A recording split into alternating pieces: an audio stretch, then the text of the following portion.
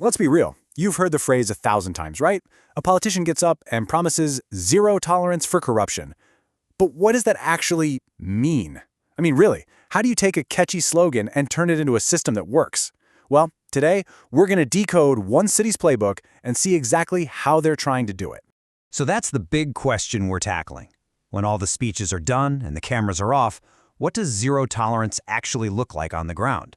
Well, as we're about to find out, it looks a lot less like a slogan and a lot more like a detailed blueprint, full of targets and metrics and procedures, all designed so there's absolutely no room for guesswork. And here's what's so interesting. For this city, this whole anti-corruption thing isn't just about catching a few bad apples. It's actually part of this much bigger, grander goal to become a capable and collaborative government. You see, they figured out you just can't get there if public trust is being eaten away from the inside. This one idea, it's the foundation for everything else they do. Okay, so if you're going to build a system like this, where do you even start? Well, you have to have a plan for when things, inevitably, go wrong. That's your first line of defense, a rock-solid system for tracking misconduct. You can think of this as the reactive part of the whole strategy. All right, before we dive into the nitty-gritty, we have to get our terms straight, because the city makes a really important distinction here. On one hand, you have fraud. That's about deception to get something you're not entitled to.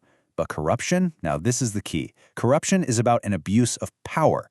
It's not just about breaking a rule, it's about using your official position to do it. And as we'll see, knowing the difference is critical to fixing the problem. So the very first question they ask is all about speed. You know, when an official gets suspended, is the case just sitting there collecting dust, or is it actually moving forward? Because we all know that justice delayed isn't just justice denied, it also completely poisons public trust in the whole system. And this is where the rubber really meets the road. They've put a hard number on it, a real target. No more than 10 active suspensions can last longer than 3 months. See, this isn't some vague promise to do better, it's a concrete, measurable goal. If they go over that number, alarm bells start ringing. But it's not just about speed, is it? There's a real, tangible cost to these delays. While officials are on suspension, they're often still on the payroll. So the next massive question becomes, how much is this actually costing taxpayers like you and me? And yep, you guessed it, they put a hard number on that too, a financial cap. The total salary bill for every single suspended official combined cannot go over 5 million rand in a quarter.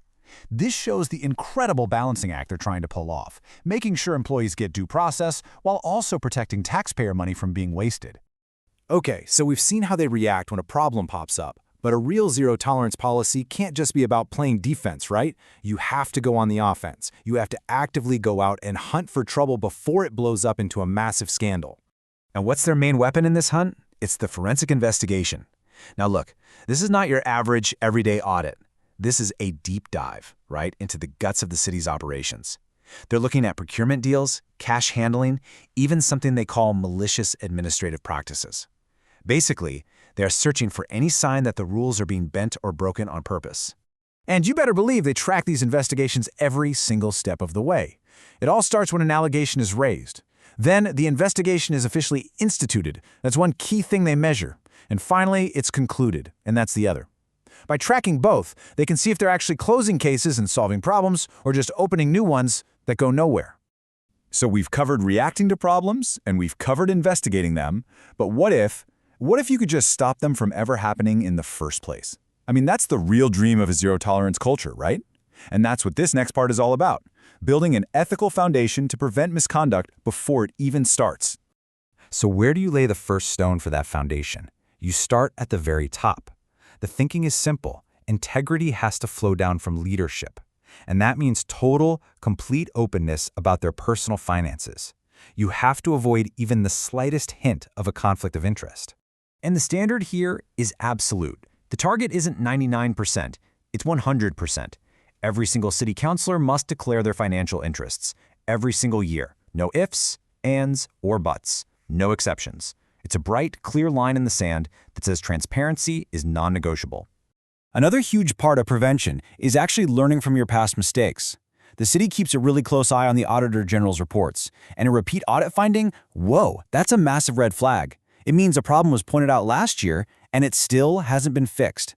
By tracking these, they can stop just putting out fires and start tackling the deep systemic problems. And that leads us right to another kind of prevention. Because let's face it, corruption isn't always some secret backroom deal. Sometimes it's just a blatant, out-in-the-open disregard for public money. So what about spending that's just, well, plain wasteful? You're probably seeing a pattern here. They have a metric for that too. Yeah, it's a bit of a mouthful, but they track all irregular, fruitless, and wasteful expenditure. Essentially, this is any spending that either breaks the rules or just provides zero value to the public. By measuring it as a percentage of the total budget, they can keep a tight lid on financial discipline across the entire government. Okay, we've looked at all these different pieces of the puzzle: discipline, investigations, prevention. But how do you put it all together to see the whole picture? How does the city leadership know if they're actually winning the war on corruption and not just a few isolated battles? Well, that's where the final piece comes in. It's something called the corporate scorecard. And honestly, the easiest way to think about it is just like a report card for the entire city government. But instead of getting grades in math or history, they're being graded on integrity and on accountability. And what's on this report card? Well, it's everything we've just talked about, all in one place. The number of long-term suspensions, how much they're costing, those repeat audit findings that haven't been fixed, whether all the counselors have made their financial disclosures, and, of course, the level of wasteful spending.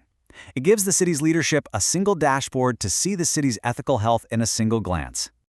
So when you step back and look at it, what we've seen is a pretty impressive, data-driven system for fighting corruption. But it all boils down to one final, really crucial question. With all these internal checks and all these balances, who's watching the watchers? Because at the end of the day, any system is only as good as the people who run it. And that leaves us with the ultimate question of who holds them accountable.